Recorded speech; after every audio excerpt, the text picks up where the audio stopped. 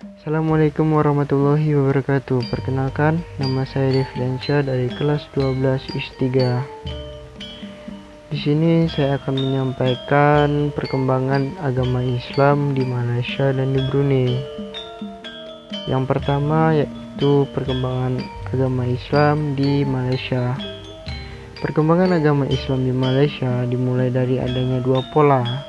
Yang pertama yaitu pola yang biasa disebut bottom up dan pola yang kedua biasanya disebut top down. Pola ini menyebabkan Islam berkembang pesat sampai sekarang di Malaysia. Pola pertama yaitu melalui jalur perdagangan dan ekonomi yang melibatkan orang dan berbagai etnik dan ras yang berbeda-beda bertemu dan berinteraksi, serta bertukar pikiran tentang masalah perdagangan, politik, sosial, dan keagamaan. Di tengah komunitas yang majemuk ini, tentu saja terdapat tempat mereka berkumpul dan menghadiri kegiatan perdagangan, termasuk merancang strategi penyebaran agama Islam dengan mengikuti jaringan-jaringan emporium yang telah mereka bina sejak lama. Seiring itu pula, pola kedua mulai menyebar melalui pihak penguasa di mana istana sebagai pusat kekuasaan berperan di bidang politik dan penataan kehidupan sosial. Dengan dukungan ulama yang terlibat langsung dalam birokrasi pemerintahan, hukum Islam dirumuskan dan diterapkan. Kitab sejarah ditulis sebagai landasan legitimasi bagi penguasa muslim. Memasuki awal abad ke-20, bertepatan dengan masa pemerintahan Inggris, urusan-urusan agama dan adat Melayu lokal di Malaysia di bawah koordinasi Sultan dan Sultan. Dan hal itu diatur melalui sebuah departemen sebagai dewan ataupun kantor Sultan. Setelah tahun 1948, setiap negara bagian dalam Federasi Malaysia telah membentuk sebuah departemen urusan agama. Orang-orang muslim di Malaysia juga tunduk pada hukum Islam yang diterapkan sebagai hukum status pribadi dan tunduk pada yurisdiksi pengadilan agama atau mahkamah syariah yang diketuai hakim agama. Bersamaan dengan itu, juga ilmu pengetahuan semakin mengalami perkembangan dengan didirikannya perguruan tinggi Islam dan dibentuk fakultas dan jurusan agama. Perguruan tinggi kebanggaan Malaysia adalah Universitas Kebangsaan Malaysia. Memasuki masa pasca kemerdekaan, semakin jelas sekali pola perkembangan Islam tetap dipengaruhi oleh pihak penguasa. Sebab penguasa atau pemerintahan Malaysia menjadikan Islam sebagai agama resmi negara. Warisan Undang-Undang Malaka yang berisi tentang hukum Islam berdasarkan konsep Qur'ani berlaku di Malaysia. Di samping itu ada juga Undang-Undang Warisan Kerajaan Pahang diberlakukan di Malaysia yang di dalamnya terdapat sekitar 42 pasal di luar keseluruhan pasal yang berjumlah 68, hampir identik dengan hukum Islam mazhab Syafi'i.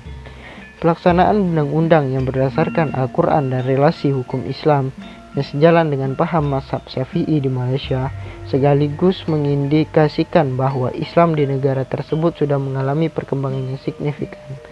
Dengan adanya proses Islamisasi di Malaysia, peranan penting dalam pengembangan ajaran Islam semakin intens dilakukan para ulama atau pedagang dari Jazirah Arab.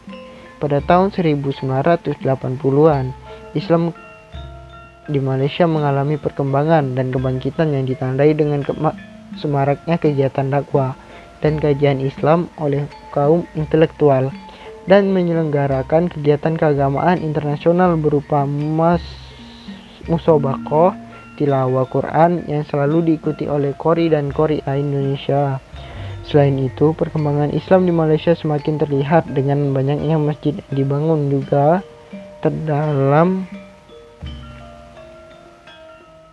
Selain itu, perkembangan Islam di Malaysia semakin terlihat dengan banyaknya masjid yang dibangun juga terlihat dalam penyelenggaraan jamaah haji yang begitu baik, sehingga dapat dikatakan bahwa perkembangan Islam di Malaysia tidak banyak mengalami hambatan. Bahkan ditegaskan dalam konstitusi negaranya bahwa Islam merupakan agama resmi negara, dikelatan hukum hudud atau pidana Islam. telah diberlakukan sejak 1992. Meski demikian, Malaysia yang menganut agama resmi Islam tetap menjamin agama-agama yang lain, dan oleh itu, pemerintah mengupayakan terciptanya kondisi tentram, kedamaian bagi masyarakatnya. Walaupun pemegang jabatan adalah pemimpin-pemimpin Islam, tidak berarti Islam dapat dipaksakan oleh semua pihak. Yang kedua yaitu Perkembangan Islam yang ada di Brunei. Islam mulai berkembang dengan pesat di Kesultanan Brunei sejak Syarif Ali diangkat menjadi Sultan ketiga Brunei pada tahun 1425. Sultan Syarif Ali adalah seorang ahlul bait dari keturunan cucu Rasulullah SAW, Hasan, sebagaimana tercantum dalam batu tarsila atau prasasti dari abad ke-18 Masehi yang terdapat di Bandar Sari Begawan, ibu kota Brunei Darussalam.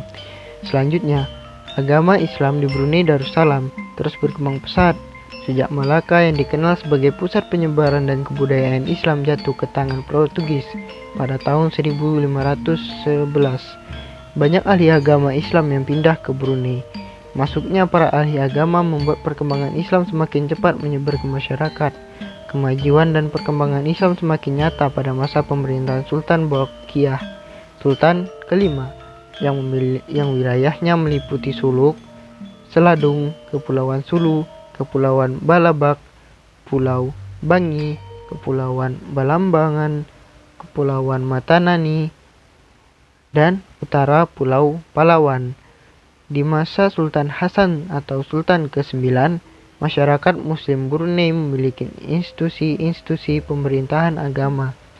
Agama pada saat itu dianggap memiliki peran penting dalam memandu negara Brunei ke arah kesejahteraan. Pada saat pemerintahan Sultan Hasan ini, undang-undang Islam yaitu hukum kanun yang terdiri atas 46 pasal dan 6 bagian diperkuat sebagai undang-undang dasar negara. Di samping itu, Sultan Hasan juga telah melakukan usaha penyempurnaan pemerintahan, antara lain dengan membentuk Majelis Agama Islam atau dasar undang-undang agama yang Mahkamah-Hi tahun 1955. Majelis ini bertugas memberikan dan menasihati Sultan dalam masalah agama dan ideologi negara. Untuk itu, dibentuk jabatan hal ehwal agama yang ditugaskan menyebarluaskan paham Islam, baik kepada pemerintahan beserta aparatnya, maupun kepada masyarakat luas. Langkah lain yang ditempuh Sultan adalah menjadikan Islam benar-benar berfungsi sebagai pandangan hidup rakyat Brunei pada tahun 1888 sampai 1983. Brunei berada di bawah kekuasaan Inggris. Brunei merdeka sebagai negara Islam di bawah pimpinan Sultan ke-29, yaitu Sultan Hasan al-Bolkiah Muizdin Wad Daulah, setelah memproklamasikan kemerdekaannya pada 31 Desember 1983.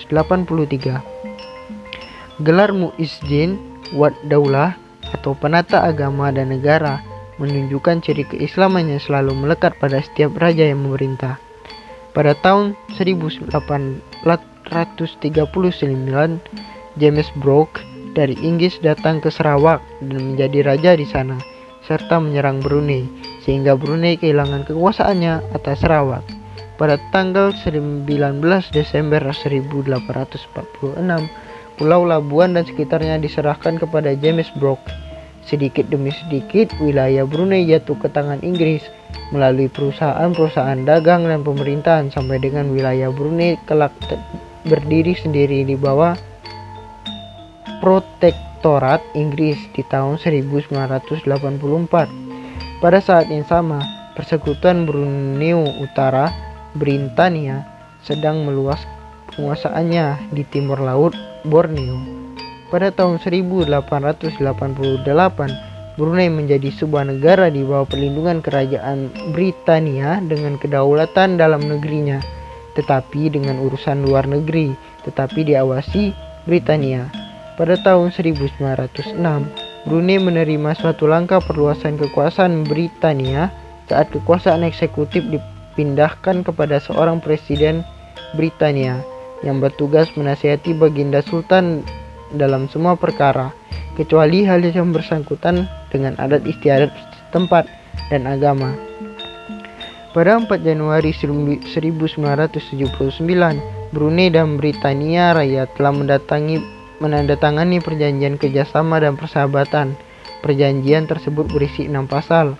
Akhirnya, setelah 96 tahun di bawah pemerintahan Inggris, Brunei resmi menjadi negara merdeka di bawah Sultan Hasan al-Bolkiah pada 1 Januari 1984. Brunei Darussalam telah berhasil mencapai kemerdekaan sepenuhnya.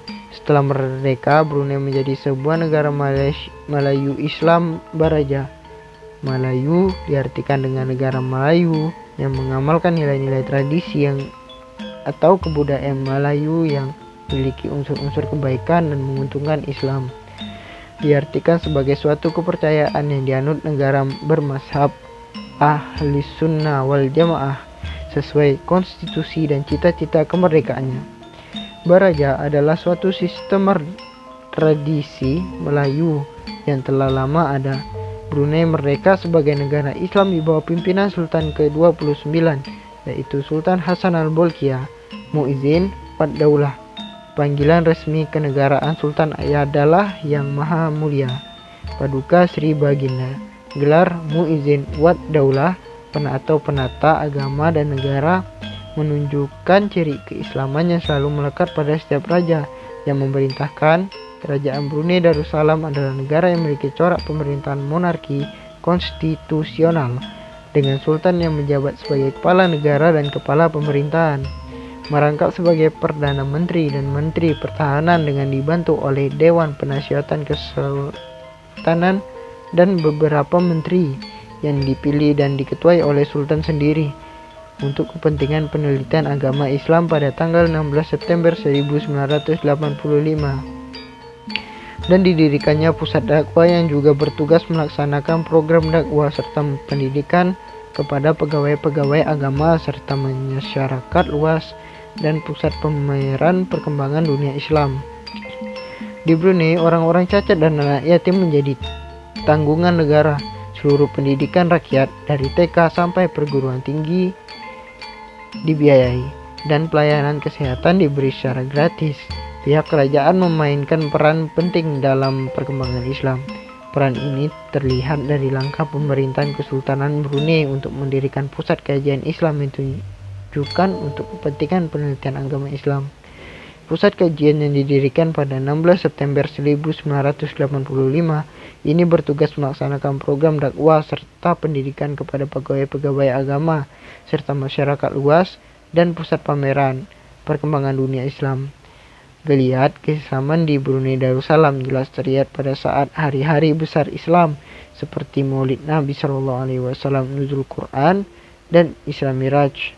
Setiap hari besar Islam, pihak Kesultanan Brunei selalu menyelenggarakan acara perayaan. Bahkan Sultan Hasan al-Bolkiah selaku pemimpin negara mewajibkan para pegawai kerajaan untuk menghadiri peringatan tersebut. Sekian dari saya, maaf apabila ada kesalahan kata. Wassalamualaikum warahmatullahi wabarakatuh.